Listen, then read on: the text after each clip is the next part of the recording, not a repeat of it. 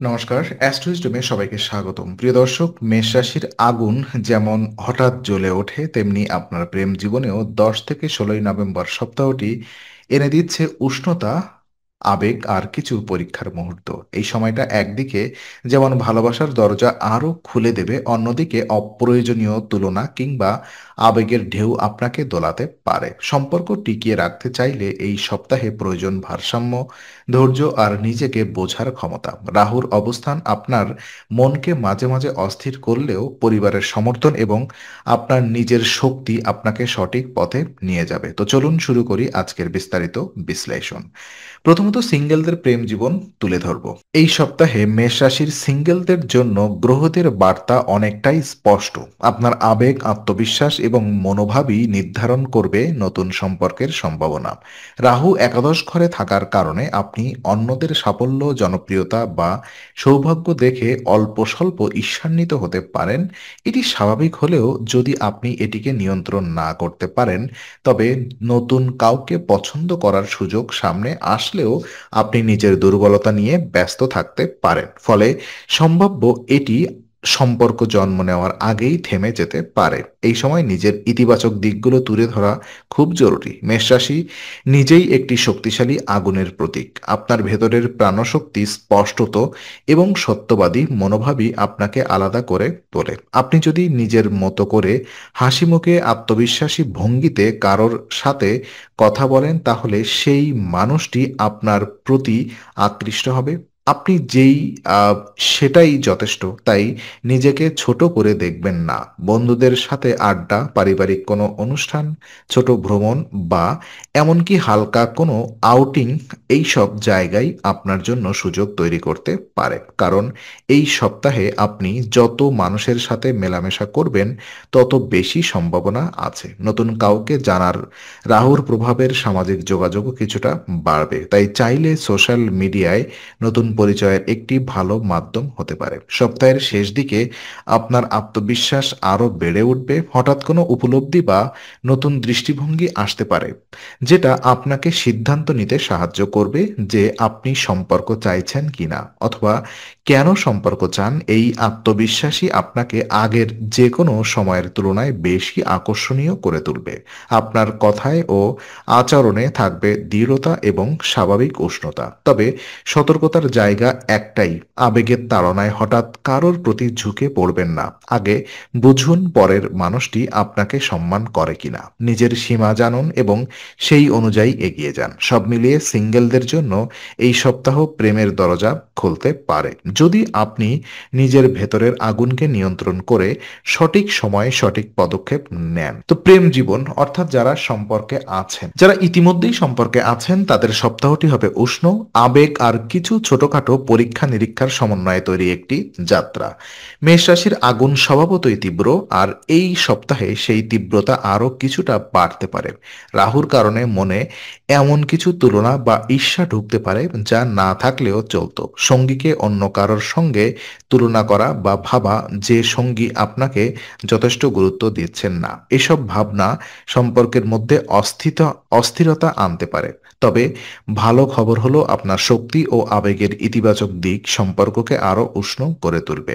এই সপ্তাহে আপনার সঙ্গীর প্রতি বিশেষ আকর্ষণ অনুভব করতে পারেন।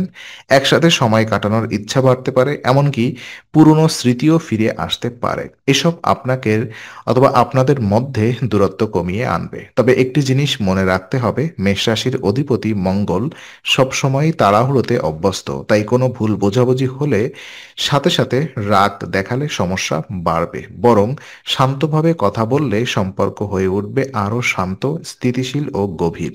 আর এই শান্ত কথোপকথনই আপনাদের বিশ্বাসকে আরো দৃঢ় করবে। তো পরিবার ও সঙ্গীর মধ্যে ভারসাম্য তৈরি করাটাও এই সপ্তাহে জরুরি। কখনো পরিবারকে বেশি সময় দিলে সঙ্গী মনে করতে পারেন যে আপনি তাকে গুরুত্ব দিচ্ছেন না। আবার সঙ্গীকে বেশি সময় দিলে পরিবারের কেউ মন খারাপ করতে পারে। তাই মাঝামাঝি পথটাই বুদ্ধিমানের। সপ্তাহের শেষে সম্পর্কের এনার্জি বেশ উজ্জ্বল হবে। আপনার মধ্যে যোগাযোগ, নরম আবেগ এবং পরস্পরের প্রতি সমর্থন বাড়বে। সম্পর্কের ভিত আরো শক্ত হবে এবং আপনি অনুভব করবেন এই মানুষটি আপনার পাশে থাকার জন্য উপযুক্ত। সব মিলিয়ে এই সপ্তাহ প্রেমের জন্য বেশ ভালো যদি আপনি তুলনা, রাগ বা অতিরিক্ত প্রত্যাশা নিয়ন্ত্রণে রাখতে পারেন। ভালোবাসা বাড়বে, সম্পর্ক গভীর হবে। তো বিবাহিত জীবনে যদি আমরা দেখি, বিবাহিত মেষ রাশির জাতকদের জন্য এই সপ্তাহটি নিয়ে আসছে সংবেদনশীলতা, শক্তি এবং সম্পর্ক পুনর্গঠনের সুযোগ।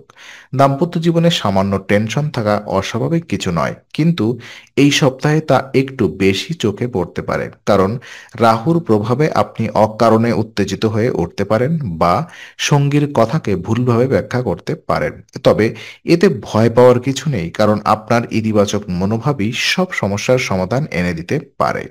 বাড়িতে ছোটখাটো বিষয় নিয়ে মতভেদ হতে পারে, যেমন সময় না দিতে পারা, ঘরের দায়িত্বের ভারসাম্য হারানো বা অর্থনৈতিক বিষয় নিয়ে মতানৈক্য।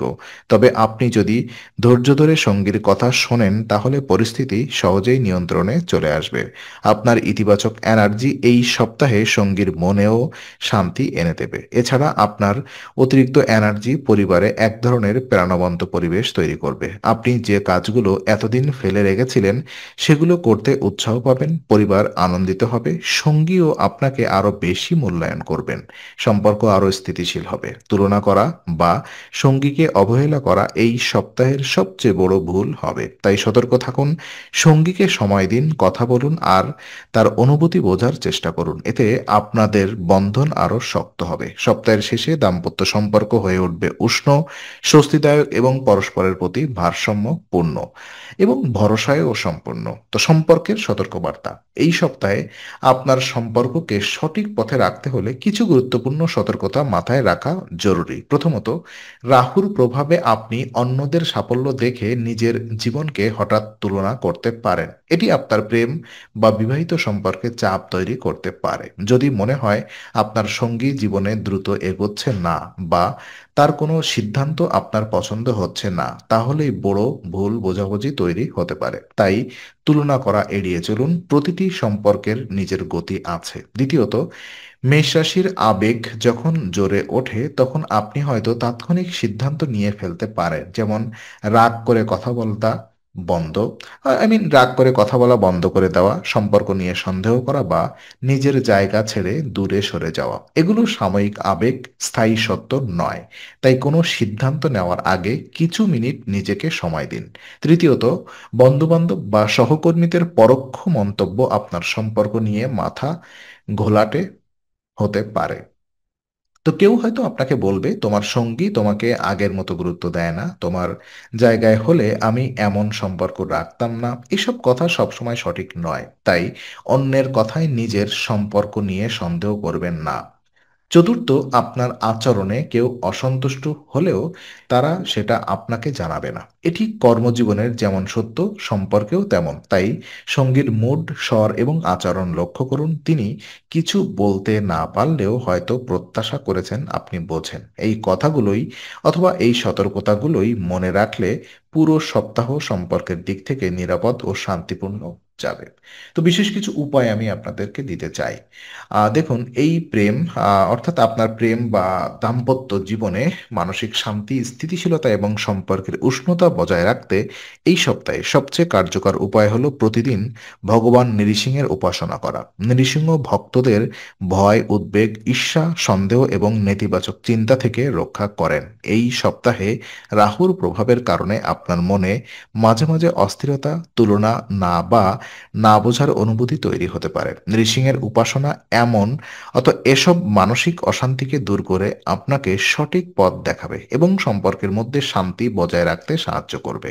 আপনি চাইলে সকালে বা সন্ধ্যায় 5 মিনিট সময় নিয়ে নৃসিংহের কবচ বা ওং নৃসিংহায় নম মন্ত্র জপ করতে পারেন। এতে মানসিক শক্তি বাড়বে, মাথার চাপ কমবে এবং অপ্রয়োজনীয় নেতিবাচক ভাবনা দূর হবে।